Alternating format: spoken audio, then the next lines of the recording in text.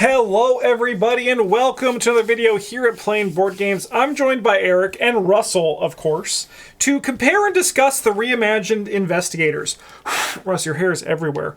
Eric, I don't know if you know this, but in the new core set, there is... I have to change this to just a fade. I don't know if you know this, Eric, but in the new core set, we have started to see new versions of old Investigators. So rather than design entirely new Investigators completely from scratch, they're starting to revisit some old Investigators to kind of tell those character stories, revisit them, sometimes changing their concept completely, sometimes keeping their concept quite similar. And there are a lot of different opinions on this right now. As you are probably well aware, the internet generally skews negative, just in everything. There's nothing on the internet that skews positive in any sort of community. So worry not, ARKHAM people. That's normal everywhere. But what I wanted to do is I wanted to start some discussions here on the channel, covering these new versions, comparing them to their old versions, and this will be the first part of many of these videos, so buckle up and enjoy. I want to do this with Eric, because Eric, you are not a new player anymore, but you are still relatively new to ARKHAM, and I would say that your attachment to some of these characters is less fixated than some of the other people's attachments are that I've seen in the community discourse, which is why I think Eric would be a good one to do this with. I also want to do this with Travis and Bryn, and maybe a few other people as we kind of see this all come out.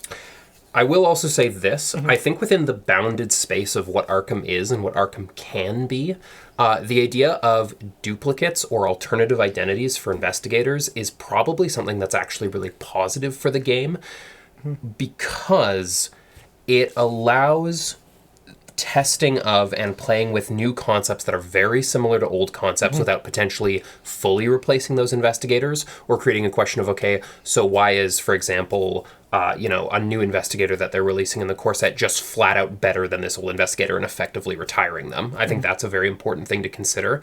And another thing to consider is that this isn't something like my current new obsession, the Final Fantasy trading card game, where every time you release a new cloud, you are limiting the amount of space you might have for all of the heroes you haven't revealed yet.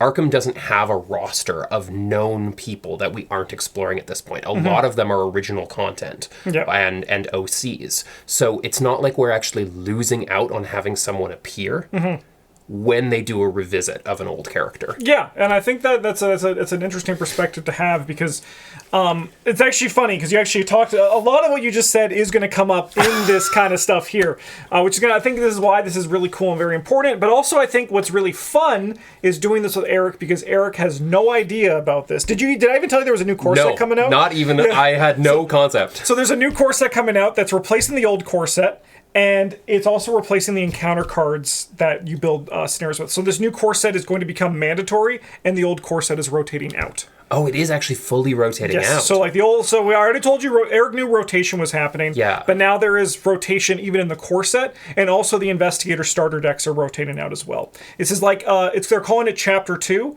and it's kind of like building with a blank canvas. Not necessarily doing a second edition, because I think second editions for this kind of game isn't feasible.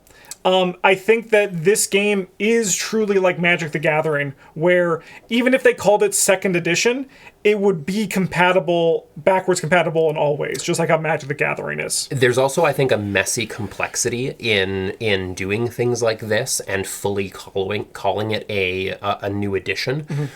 Because I know for myself, coming from the tabletop role-playing space, new editions generally aren't backwards compatible by intention. Yeah. And so if you're planning on doing a new edition, but it is technically secretly backwards compatible with 90% of the game, you're really going to confuse people on first blush. It's much better to call it like a new chapter and then just rotate or replace. Yeah. And actually, it's funny, with Magic the Gathering, they used to actually call them editions, like 6th edition, 7th edition. They've since gone away from that. Yes. Because I think it is complicated with, especially now how board games are. Board games has evolved where editions mean a new thing. But you're right. If they're calling it a second edition, but it is anyway backwards compatible, it's going to just be messier than just the game. I think, even though a lot of people have asked for rules to be changed in this game, I think as a whole, the rules for ARKHAM work good.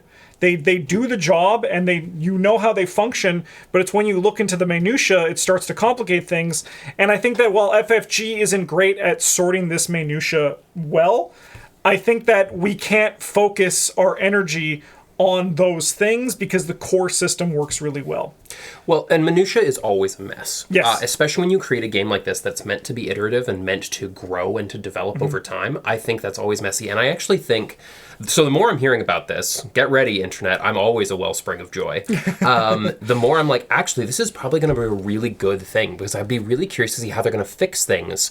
And I'm going to say it needs a fix, like magnifying glass. And like some of the Seekers that are just way I got stronger. bad news. Magnifying glass is staying. And is it better? It's the same. Okay. It's the same. It's just a reprint. But they actually are also reimagining some cards. Like, for example, Machete, a melee weapon in the core set, which kind of, when the game first came out, destroyed all other weapons. There was no reason to use guns. Machete is the same card in the new version, same cost, same name, but it now exhausts to deal extra damage once, right? So they're even like trying to rein in melee weapons, but they're also saying with this way they're kind of just hand waving it, because this is like the weird thing that is kind of complicated, because there are now 2 machetes, but you can only play one of them in your deck, and they're kind of just saying you can make that work, right? Like, you choose which one you want to play with, right? We don't care. And I think that is because this game isn't competitive, they can kind of have that leeway, but I can understand why people aren't particularly happy with it. And I also wish they would just say this is the one for official play. Yeah, I would say that to me, the only weakness in that is instrumentality in games, which is that if you're telling players that your goal is to win, and then you give them 2 options, and choose the stronger one. Yeah. Exactly. Yeah. Even if the other one is supposed to be better tuned and better balanced for the game. Yeah. And with this as well, ranged weapons are becoming stronger. Like like melee weapons are generally becoming weaker, and ranged weapons seem to be becoming stronger in the limited cards we've seen from the core set. So why don't we dive in and start looking at some of these? And you've actually played some of these investigators that are seeing a new version of themselves. Oh, okay. Yeah. Justin's like, I've actually had spoilers for the new investigators this whole time. Yeah. All right, so Joe Diamond, you know Joe Diamond. So this is old. Joe. This is old Joe Diamond. This is Circle Undone Joe. If you guys remember, if you haven't played him, he has a hunch deck where it's going to be 10 insight cards plus his weakness, and at the start of your turn, you're going to reveal one of those insight cards, and it's going to be -2 cost. And then you could play that card for the thing, and it's like an additional card in your hand. He has a signature weapon that allows him to fight with guns and hold more tool assets, and also can replenish insights. And his deck building is Seeker 0-5, Guardian 0-2, and his stat line is 2-4-4-2. Now, his signature weakness is going to be in his hunch deck, and it can make you earn less experience. So, Eric, I have to ask, how much do you think this Joe Diamond is going to change for a core set? Massively. Yeah. Why do you think that is? I suspect what they're going to do is they're going to do something funky with his hunch system. That's what I would primarily change. And I bet they are going to make it easier, which is going to feel weaker to a lot of the higher level players, but to a lot of players like me who were just kind of hot going in on it, I think it's going to feel a lot better. Yeah, so one thing also to keep in mind for everyone watching this video is that core sets are meant to be simple. So Joe Diamond's ability as printed is very complicated. It's a very complicated ability to play and build with, right? Now, here's a question as well. Before I show you the core set Joe Diamond, how much do you as a player connect with this character, that this is the identity of Joe Diamond? Or is he just, is he his ability? Is he his art? Is he his deck building? What is Joe Diamond to you?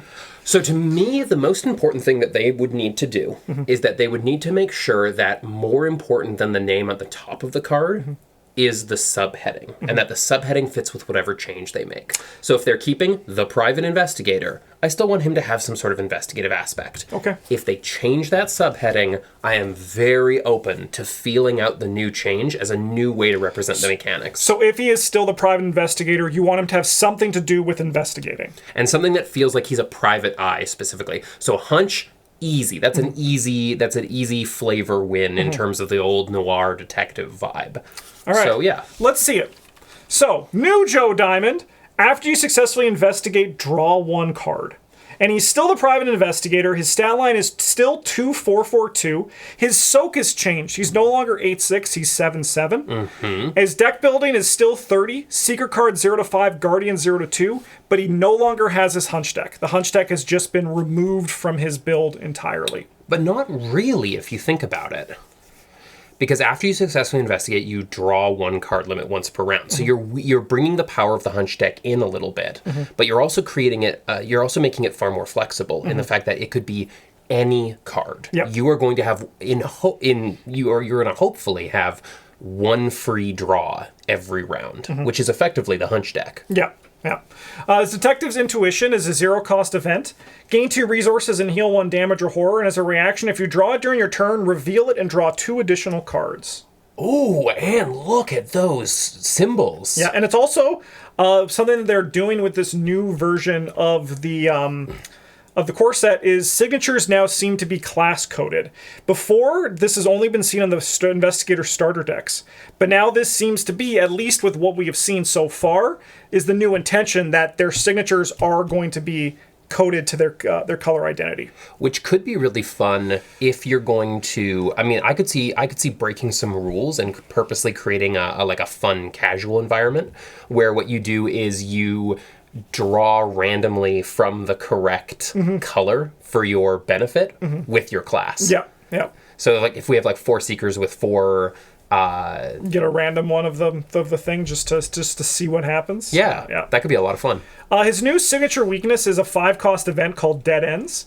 Force, when you search your deck and Dead Ends is among the searched cards, draw it, cancel the effects of the search, and shuffle your deck. Forced, when the game ends or you are eliminated, if this card is in your hand, you earn 2 fewer experience. I really like this. So I know people are going to hate it, but I think what this tells us is that Joe Diamond is supposed to be focusing for the most part on investigating first. He's a private eye, and he can flex into violence. So that tells me right away how I should be building him. It makes his Guardian 0-2 make a lot of sense. I love Detective's Intuition with the after you successfully investigate, draw 1 card. That is a ton of fun. And it's a free event that heals you. And since you're drawing a lot anyways, I can potentially see you wanting to deck out at least twice to get 4 resources and heal 2 damage and 2 horror. Mostly to also try and hit that. The reaction ability? Well, yeah, and the thing is, you're always, basically, what this is telling me is always mulligan Detective's Intuition back into your deck. Never start within your opening hand, because you always want to be revealing it and drawing the 2 extra cards. But Dead Ends is so fun. I love that it's a 5-cost event versus the 0. I love that it affects when you search your deck, or when it's drawn. Yeah, so notably, he has no search effects just in his card in and of itself. So that seems to be some like text that relates to cards in the card pool. That kind of is like here to kind of like hurt the seeker card searching. Is there anything else? I'm just kind of curious. There's no wrong answer to this.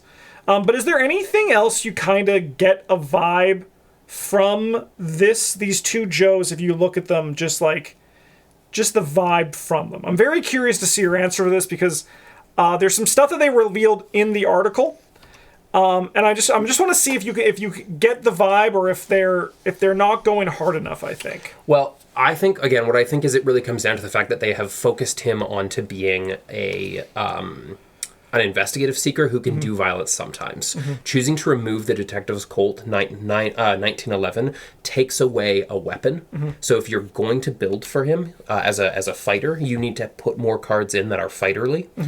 I think, too, that changing up how the tools work is really, really interesting, because that really tells me in advance that tools are either going to be more powerful or that they feel that the spam of tools and the spam of options on the board has become a little bit too much in ARKHAM, potentially. Those are the 2 messages I'm getting from it. All right, so one thing that I think is a little bit... one thing they're trying to do that I wish they made more apparent, which is also why I asked, is that these are... they're actually moving the story forward for this one.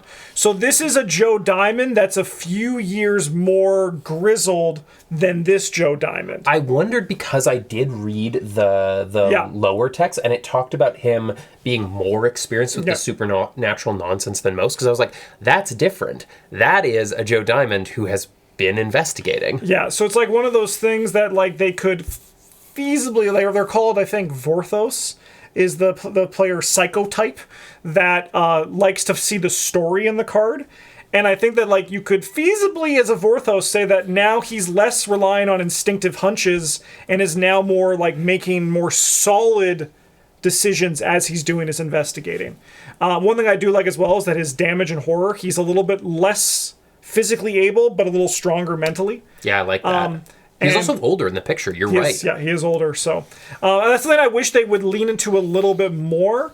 But this is just the core set. They have a lot of restrictions with the core set, and I'm hoping once we're out of the core set, we can kind of explore this a little bit more. Fantasy Flight Games, since I know you watch these videos, I dare you change all the artwork to be 1930s style. If you're moving the time period up, go from the 20s to the 30s. I dare you. Yeah, I mean, they've already, people have already expressed distaste for how things are moving forward, but I agree. I think it could freshen things up a little bit. Hey, internet. Yeah. I love you. We're going to go to Daniela Reyes. So this is her original version from Edge of the Earth. She's the mechanic, 4152. I don't think you've seen her, and I know you have not played her. I have not played her with you. But she has a reaction after an enemy attacks you, except an attack of opportunity you provoked, even if that attack was canceled. Either deal 1 damage to that enemy or automatically evade it. So her storyline is she lets people fight her, and then she hits back harder. Her deck building is the Edge of the Earth deck building. So 30 cards, Guardian level 0, Survivor 1 to 5, and up to 5 other cards of level 0 Survivor. Have they explained at all why they chose certain people from certain sets to become part of the core? No, they have not. I think it's just like probably best fitting with the because the whole new core set 2026, a big thing is kind of defining the classes and giving them a better foundation to grow with. And I feel like my hunch, because I'm Joe Diamond, is that Daniela represents the soaking support that Guardians are able, but while also still being a capable fighter. She has her Mechanics Wrench, which allows her to fight as a lightning bolt. Is you can exhaust it, choose an enemy location that enemy attacks you, which triggers her ability. And then as an action, you can fight, use this ability only against an enemy that has attacked you since the end of your last turn. You get +2 fist for this attack and deal +1 damage for this attack. We have the Mob Goons, who are lovingly referred to as the Blowjob Brothers. What? That's their last name. Incredible. Yeah. This enemy's attack cannot be canceled. Damage or horror dealt by this enemy attacks is treated as direct. It's so weird that their last name would be brothers. Yes. This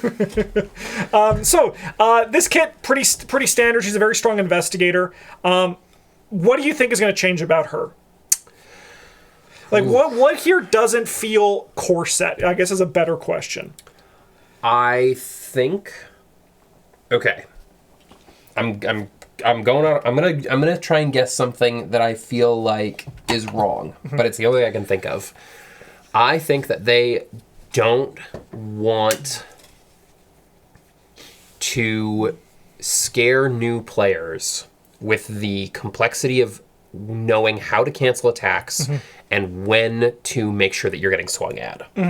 So I think what they're going to do is they're going to open up her trigger so that it happens, say, when an enemy enters your square or when an enemy anything. When something happens that isn't an attack on you. That's a pretty nice guess there. Unfortunately, no. So the things that changed was that her stat line became a little bit weaker because she had an absolutely cracked stat line with 4 willpower and 1 intellect, right? Yeah, that's so she's brought down a bit, but her ability has changed slightly. It's still after enemy attacks an investigator location, so it's no longer even just you. It's after an enemy attacks any investigator. So they did open it up, so I'm 100% right. Yeah. You get to fight that enemy using either a basic fight action or a fight ability on a card. Oh, God. It's no longer direct damage. Yeah. It's just now like you got to take a fight action with it. Another thing that changed is she's no longer Edge of the Earth deck building because that deck building is very limited with a small collection. So she's now just a Guardian 05, Survivor 02. I see that it's also talked about the future and how she's changed. She's also physically older. Yeah. Her signature 5 though. Yeah, Sorry, we're gonna get to that. That is like rolling blank banks. So that is we've seen. So she's very weak mentally, but she has Survivor in her pool, and Survivor and Guardian are both known for soaking. So like the identity is still there, which I think is nice. Daniela's wrench, new and improved, same wrench, but she's strapped an axe to it. Oh, that's sick. Yeah. So it actually is very similar. As a lightning bolt, choose an enemy that at your location, that enemy engages you and makes an immediate attack. As an action, fight with your fist. You get +2 fists for this attack. If the enemy attacked you this round, this attack deals +1 damage. I actually think she's gotten stronger. I generally agree with that sentiment. I think she has gotten stronger. I think that the evade on her ability is very powerful, and she will miss it. But now that she can use it on any enemy that attacks in any investigator at her location, and her wrench has also just gotten stronger as well, it's, I think, going to really open her up. I'm glad they put on the limit once per round, because my first thought was just massive, and being like, yeah, I'll take 4 attacks. Yes. I'll take 4 attacks this round. Why not? Who's going to outdamage you? The fucking Yogg Slathoth or me?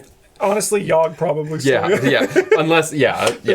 But also the big thing about Daniela was that she upgraded into a Survivor before, and Survivor was less melee, like less weapon inclined. And now she's in Guardian, and it's going to be very good for her.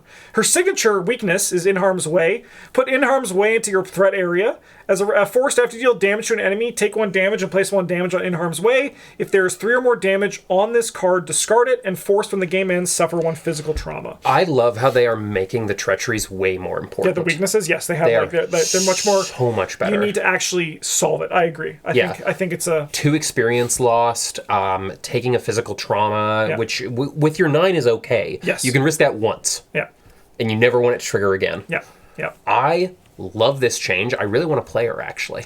That's the goal. And this is actually something that I think is very cool, that at least look at the comparison here where Joe Diamond relatively stayed the same in his deck building, but his ability became new, right? And signatures became new. Daniela stayed relatively similar with her ability, but her deck building became new, right? Yeah. It's finding how much to change things and how much to not change things. Did you see how badly I burned my lip on that as we were talking? Oh, thank goodness. I was like, All right, so this next one, I can't show you all the signatures because they have not been revealed. And this one actually caused a little bit of turmoil in the community. And there were a lot of people who did not like this. So I'm very turmoil in the ARKHAM community? Never! But a lot of people, I'm very curious to see your opinion on this, because I think this is probably one of the weirder shifts that they've done for this. And this is actually something that you talked about directly at the start of this video. So I'm going to show you Trish Scarborough. Okay. So, this is the mutated version. Don't worry about that. But her ability was after you discover 1 or more clues at your location with an enemy, either discover 1 additional clue with that location or automatically evade that enemy if it's not elite.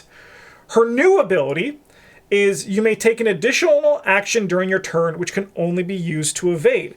But that, before this, as you can see just right over here, was actually Finn Edwards' ability. How do you feel about something like this? Because it's something you actually did mention at the start of this video here. I'm very interested now to see what they're going to do with Finn Edwards. That's my initial response. Is this, in my opinion, is a mistake unless they're also planning on changing Finn Edwards. Or unless they're going to do something else with Trish Scarborough that is going to make her feel notably different than Finn Edwards. A deck building situation. Whatever is going on with this half down here. That was just because that it was like this accidentally leaked early. So like and they actually did acknowledge it. So this is from the promo picture that just happened there. I thought this was something to do with her mutated effect where she became another character. So this is something like it was just like all the pictures, like all 5 of the investigators, and then they were like, we can see Trish. And that came with it. So what I think is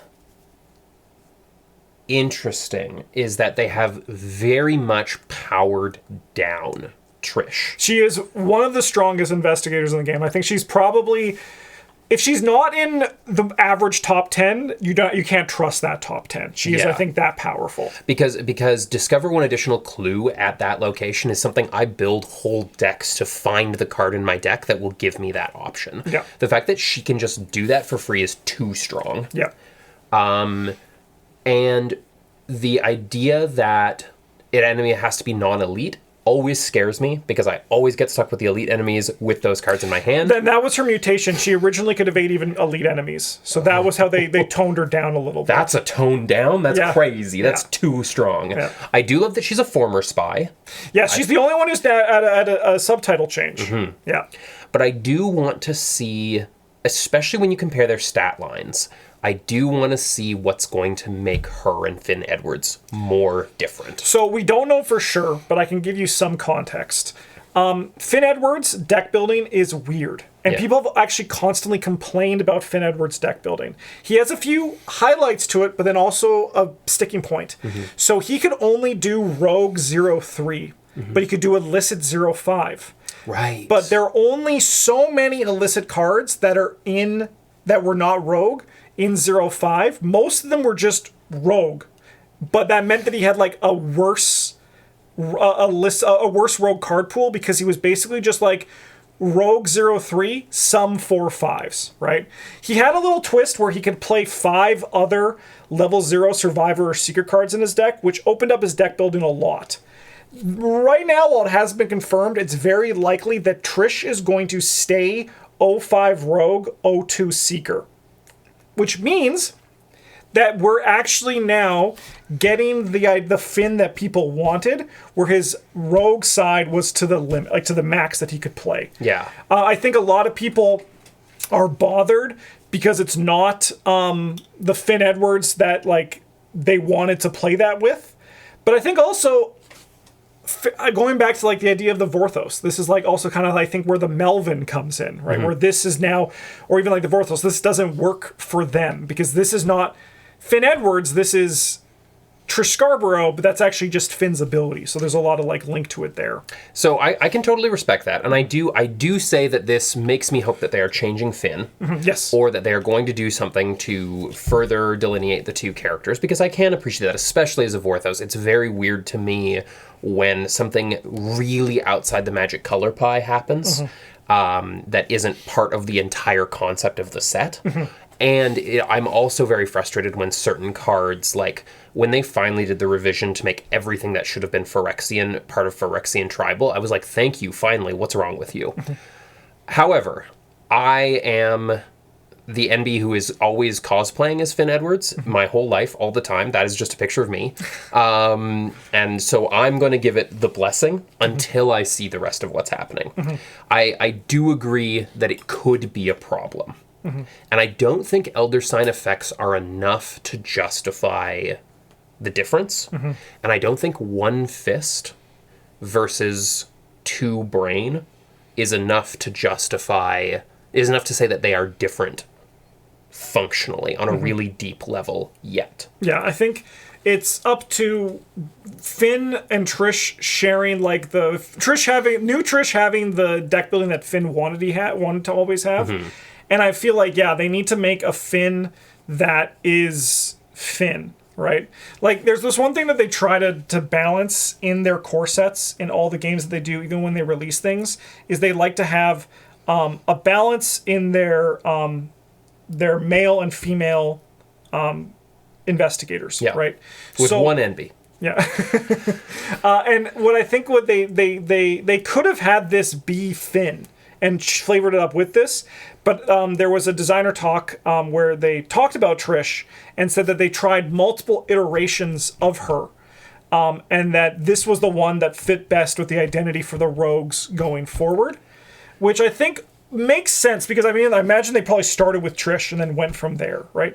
Because as we all look at this right now, like just do me a solid and look at the bottom middle part of that card, right? Where it says the copyright date for when these cards were released. New Trish, 2026. Old Trish, 2020. That's 6 years ago. Yeah. Finn Edwards, 2017, right? Yeah. Like, these guys have existed for a long time, but sometimes, like, it comes to the thing where it's been so long that it's okay if they're revisited and changed in new ways, right? But I agree with you. I want to see what they do to further delineate old Finn from new Trish. Another thing I will say, and this is purely speaking from Vorthos, and people can disagree with me if they want and get in the comments, but because I do read them. I actually read all your comments on all my videos all the time. I just never respond. I will say that this power makes more sense on a character who is a former spy than it did on a bootlegger. I agree. I want to see a Finn Edwards whose front-facing power has more to do with his unique deck building than just this free evade. Yeah. And or even because he has like a signature that lets him search for illicit cards in his deck. Like a search tribal to search for illicit things would be really cool. that would be really fun, and it would play into the character well. I think there is an opportunity here for that to be changed, but I will say that if Fantasy Flight decides not to revisit Finn Edwards sometime soon, I will say that I feel that this is a mistake. Yep, I think that's just on design. I think that's fair. I do think that they should. I think that that's a fair assessment. There should be a prioritization to get Finn Edwards within the next like 4 years. Yeah, exactly. Yeah. You don't want, you don't, although, okay, interesting thing to say though, just going to throw this out there, also for fellow Vorthos, there is something fun, I will say, about the idea, if we were playing more than 2 people, I would kind of want to run a Finn Edwards Trish Scarborough together. Yep. And see what that feels like. Yes, I think that is also... What? I think that that's also a very fun thing to definitely consider with that. I agree. Yeah, see how different they actually are in play. Yeah. Together. Yeah. I'd be interested in seeing that. Yeah, I mean, I generally understand where people are coming with their reaction to this. I just wish people weren't so reactionary, you know? Like, I think it's just like, be like, ooh, I don't know how I feel about this. You know, like, let it simmer for a bit and then go from there. Because at this point now, I honestly am pretty chill with it. I agree. I want to see like a Finn Edwards. I think that would really lock it down for me. But I've always said I wanted a Finn Edwards that could play Rogue 05, and now I got it. Yeah. And also another thing that gave me a lot of solace was Bryn said the internet loves to complain. They'll complain about anything. And when I told them that there was a lot of negative feedback to the nutrition, I was like, you know what, Bryn? You're right. Yeah. Why worry so much? And I do agree with the negative feedback on this one, but I also do think for those of us who are Finn Edwards fans or lookalikes and can't avoid it, this means it's time for a better Finn Edwards. Yeah. And I will say it gets rid of superpowered Trish Scarborough. Yeah. So I'm like 49% in favor. Yes. Yeah. Yeah. Yeah. All right. We don't have the full version of this, but this is the last guy getting... There she is, the other part of that There she card. is. This is the last guy who's getting a new character here, Dexter Drake. It looks like he is still going to be asset-focused, but it is a new ability. As a lightning bolt during your turn, discard an asset you control, play a different one reducing its cost. And as a reaction, after you play an asset, : So that's the trigger After you there. play an asset, Isabel Barnes. Yeah. Isabel Barnes, the return shows up. Yeah. So something cool they did in the story is that Isabel Barnes is Jenny's missing sister, who was her signature weakness in the first one. Jenny But now Barnes. Jenny's gone. Oh, that's cool. Yeah. Okay, I am loving this. Yeah. So I think that I'm very curious to see what Dexter Drake is going to do. I'm very interested too because I don't know if it's just the way that the spoilers have been kind of they're a little more grainy, but he looks younger. And so I'm very interested to see, especially with all of the curse items that came out and all the other stuff going on, like what's going to be, what is happening in Dexter Drake's life. Yeah. That also moves him away from having that book and looking quite sorrowful to looking quite menacing in that image. Also, there's one thing that people pointed out that I thought is interesting, and I don't know if this was done on purpose or not, or just a happy accident.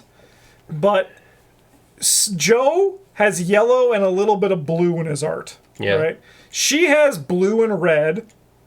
Trish has some green and yellow. And Dexter has some. Isabel doesn't have any purple because she's our survivor. Yeah. I think that's just people seeing what they want to see. But if he was purple and green, that would be interesting. Mm-hmm. Well, yeah, honestly, right now, but the color crunch, he probably is going to be our Mystic Rogue. I kind of want to see a Dexter Drake. Dexter Drake. Well, he originally was Mystic Rogue, so people are theorizing he's going to stay the same. Sure, but Hi. Yeah, okay. Yeah, sure. Yeah. I'm also excited by the change to 2-fist and 3-foot, I will say. Yep. That actually does excite me a lot. Yeah, because, I mean, if he is still in Mystic Rogue, it will really open him up for that kind of thing. Yeah, yeah. All right, so beyond the core set, we know that the Evergreen Investigator decks will also contain Tommy Muldoon, Carolyn Fern, and Marie Lambeau. Screw you, Carolyn Fern. It's unknown if there are going to be new versions, but I put money on it being the case, and we're going to discuss them in the future. And additionally, the Evergreen Investigator decks also have Andre Patel, who was a story ally in the Film Fatale standalone scenario. I don't know who that is. So, because we haven't played that one. We've actually never played a standalone together, which we will probably start doing once we're through all of our campaigns. But this is the first time we've seen an ally become an investigator. And one thing I've actually always wanted was if an investigator became an ally. What do you think of that idea? I really love that idea. I actually think that is 100% a direction that they should go. And especially if they want to continue doing occasional rotations, it would be really meaningful for me to get to have an older investigator who steps out and someone else replaces, like this whole spoiler of Barnes. It would be really fun if they just swapped roles. Yep. I mean, also it would be kind of cool if, like, Finn Edwards came as an ally, right? Who just, like, when he entered, searched, like, or had, like, a search effect on him. Like, that would be really neat to see. Yeah, if you built... Actually, that would be a really just fun set of, like, okay, here are all the investigators. You can't use them if someone else is playing the identity, but you can run them as your ally. Yep. I'm actually surprised they haven't done that yet. Honestly, this is something that I've talked about before. I actually did a little thing myself as I made every investigator an ally. Because they did it in Marvel Champions, and it always resonated with me. Yeah. Like, where there was, like, the idea of, like... I always cite, like, the Nebula and Gamora, who we recorded some Marvel Champions gameplay with that hasn't hit the channel yet, and might one day. But with them, they have an ally in their deck that's the other version. So Nebula has Gamora, Gamora has Nebula. If you're playing them together like we did, you can't put the ally into play. But if you were playing them yourself... that you could play the Gamora could play Nebula, but then they have their nemesis, which is Nebula and Gamora. They are their own ally and nemesis, which means that it discards the one in play, right? And that's such a cool design thing that can work and tell such cool stories that can kind of come with that. And I know I've already read some people complain about how that means that I can't play, if that happened, like I can't play this investigator with that ally. I don't care.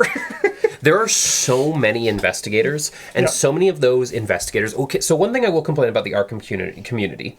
I try not to... I try to antagonize, but not actually complain.